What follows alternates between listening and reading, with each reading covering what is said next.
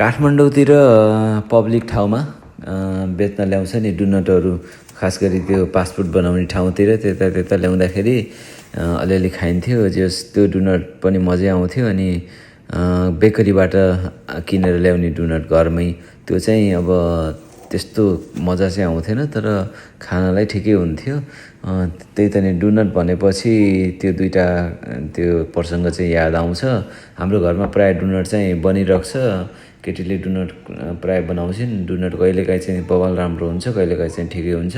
प्रायः बेलेर राम्रो सेप देखाउनलाई बेलेर पनि बनाउँछिन्। कहिलेकाहीँ चाहिँ हातले ट्याक्क नेचुरल सेप देखाउनलाई त्यो बेलेर नबनाएर यस्तो हातले पनि बनाउने गरिन्छ। प्रायः चाहिँ मलाई डोनटमा मन नपर्ने भनेको यो इस्ट ठ्याक्क बसायो भने त्यो मन पर्दैन। अनि डोनट ठ्याक्क टोक्दाखेरि स्पुन्जी भयो भने मजा आउँछ। त्यो भित्र पिठो जस्तो डल्लो भेटियो भने चाहिँ मजा आउँदैन।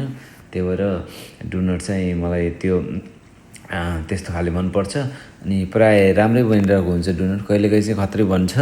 अनि यसपालिको डोनट चाहिँ के विशेष थियो भने ठ्याक्क छोरीले आफै छोपेर टोकेर खान सक्ने भएकी थिइन्।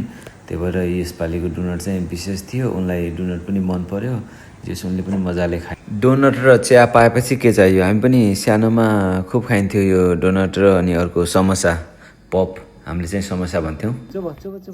यस्तै यस्तै ए रोटी यता आएर ए बा आमा खाऊ। अब आमा खाऊ है, आमा।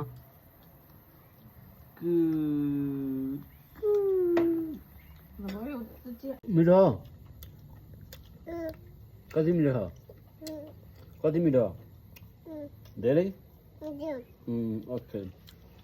कसले बनाएको यो? कसले बनाएको? ए हजुरले बनाउनु भएको।